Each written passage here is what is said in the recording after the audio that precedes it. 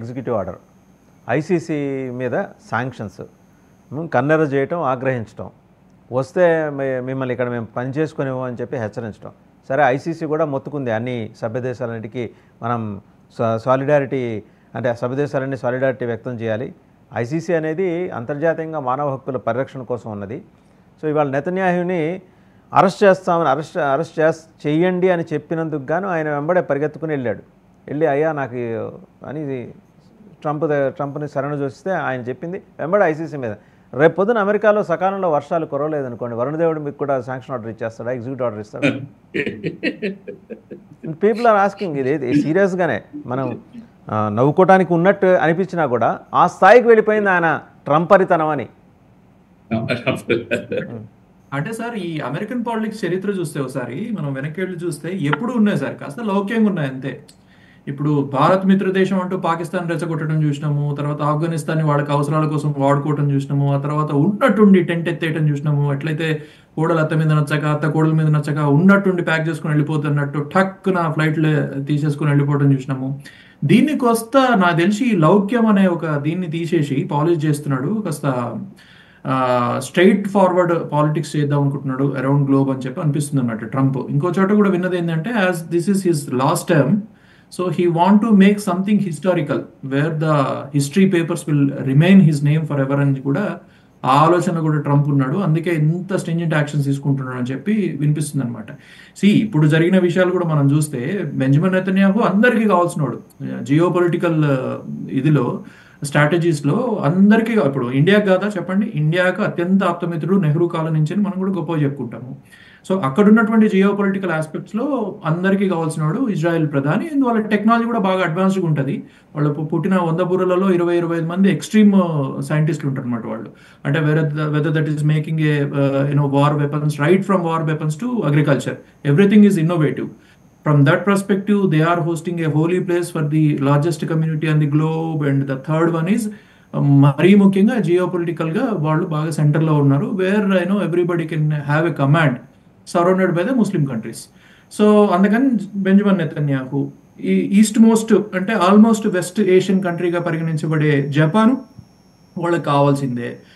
Japan is the strongest alliance of America. అది కూడా geopolitical aspects ఉన్నాయి. తర్వాత వాళ్ళకి ఏషియాలో అద్భుతమైనటువంటి కమాండ్ కావాలి అని అంటే జపాన్తో సాన్నిహిత్యంగా ఉండాలి. సో దట్ సెకండ్ ప్రియారిటీ జపాన్కి ఇచ్చిండు. థర్డ్, ఆ కోవలో చూస్తే మనం బెటర్ ప్లేస్లో ఉన్నామని చెప్పి అనుకోవచ్చు. ఏది, మన ప్రధాని గారిని 3వ ప్రధానమంత్రిగా కలవబోతున్నాడు ఆయన. ట్రంప్ అపాయింట్మెంట్స్ కూడా చాలా, నేను మన 20వ తారీఖు ఏం జరగబోతుందని మనం ఒక ఇదే ప్యానల్ సభ్యులతో ఒక డిబేట్ పెట్టుకున్నామండి. అప్పుడు నేను ఒక పదం చెప్పాను అనమాట, ఆయన మెంటల్ ఎకానమీ బాగా పర్ఫెక్ట్గా మెయింటైన్ చేసే వ్యక్తి అని చెప్పి. ఇప్పుడు అదే జరుగుతుంది అనమాట. సో మన జయశంకర్ని పిలిచారు. మోడీ గారికి అందలేదని కొంతమంది అంటారు, అందిందని కొంతమంది అంటారు. సరే, అది పక్కన పెడితే జయశంకర్ గారిని ఫస్ట్ రోలో కూర్చోబెట్టాడు, మిగతా ప్రధానులతో సమానంగా కూర్చోబెట్టాడు. సో ఆ ప్రియారిటీ కూడా మనం గమనించాల్సి ఉంది. సో వీటన్నిటినీ క్యాచ్ చేసుకోబోతున్నారా ఇప్పుడు ట్రంప్ గారి విజిట్లో అనేది ఒకటి ప్రధానమైనటువంటి విషయం. కానీ ట్రంప్తో జాగ్రత్తగా ఉండాలండి. ట్రంప్ లోపల చర్చల తర్వాత ప్రెస్ ముందుకు వచ్చి చాలా డైనమిక్గా చర్యలు తీసుకున్నాం.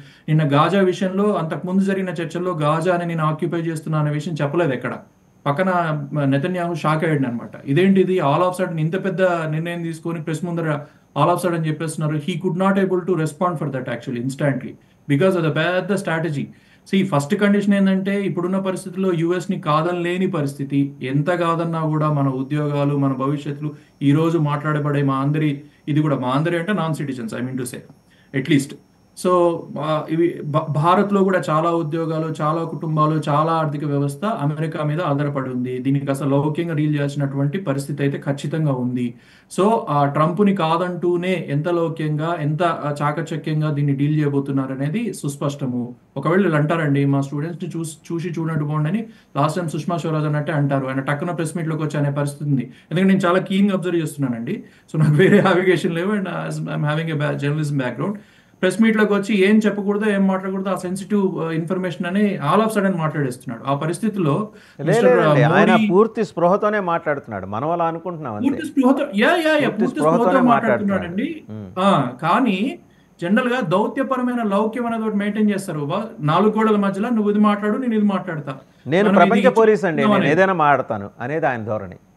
ఎగ్జాక్ట్లీ బయటకు వచ్చిన తర్వాత మాత్రం ఇప్పుడు మొన్నటి నాలుగు గోడల మధ్యలో జరిగిన చర్చల్లో గాజా నేను ఆక్యుపై చేస్తా అని చెప్పలేదు.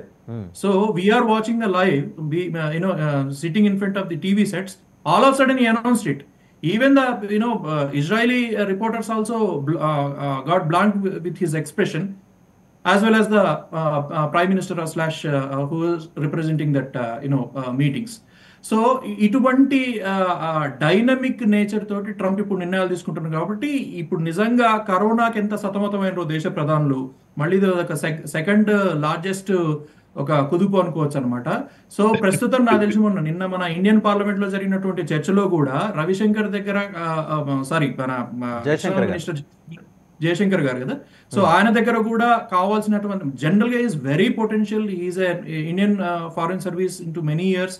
సో ఆయన నుంచి రావాల్సినటువంటి పొటెన్షియల్ సమాధానం రాలేదు అనేది దేశం మొత్తం చర్చించుకున్నారు. జనరల్ గా మన ఎక్స్టర్నల్ మినిస్టర్ ఇంత ఆయన ఇవ్వలేక కాదండి, అవతల ఉన్నది అమెరికా కాబట్టి ఆచితూచి అడుగులేస్తున్నది గవర్నమెంట్ ఆఫ్ ఇండియా. కాదు సార్, అంతకుముందు అమెరికా విషయంలో కూడా ఇప్పుడు మొన్న ఆయన ఇక్కడికి వచ్చినప్పుడు కూడా ఆయన చాలా పవర్ఫుల్ గా ఉంది. ఆయన క్వశ్చన్ అండ్ ఆన్సర్స్ మీడియా తోటి, ఫర్ ఎగ్జాంపుల్ బ్రిక్స్ ని ఆయన ఇచ్చేస్తా అంటున్నాడు, అసలు మీరు బ్రిక్స్ లో ఎందుకు జాయిన్ కావాల్సి వచ్చింది అని చెప్పి అమెరికన్ విలేకరు అడిగితే G70 లో మాకు ప్లేస్ లేదు కాబట్టి మేము బ్రిక్స్ అని పెట్టుకున్నాం, ఏం చేయమంటావు అన్నాడు అనమాట. సో అంత ప్రతిఘటన ఈ స్టూడెంట్స్ విషయంలో, ఈ ఇల్లీగల్ ఇమిగ్రెంట్స్ ని డిపోర్ట్ చేసే విషయంలో ఎందుకో వెనక్కి తగ్గుతున్నారు అనేది మాత్రం సుస్పష్టంగా దేశవ్యాప్తంగా ఉన్నటువంటి అనలిస్టులు చూస్తున్నటువంటి పరిస్థితి. ఏదేమైనా సరే సార్, ఇందాక కొంతమంది అంత సీరియస్ గా లేదు అని చెప్పి మనం తల్లిదండ్రులకు ధైర్యం చెప్తూనే స్టూడెంట్స్ విషయంలో, బట్ సార్ నేను మీతో మాట్లాడే టైంకి నేను నా ముందర న్యూయార్క్ పోస్ట్, ఇది న్యూయార్క్ టైమ్స్ ఇది సార్ న్యూస్ ఇది. సో 10 days కింద వచ్చింది. Trump signs bill easing deportation of immigrants accused of crimes. The legislation known as the Laken Riley Act. Laken Riley Act, Laken Riley అనే ఆమె ఒక nursing student అండి. ఆమె పేరు మీద తీసుకొచ్చినటువంటి చట్టం.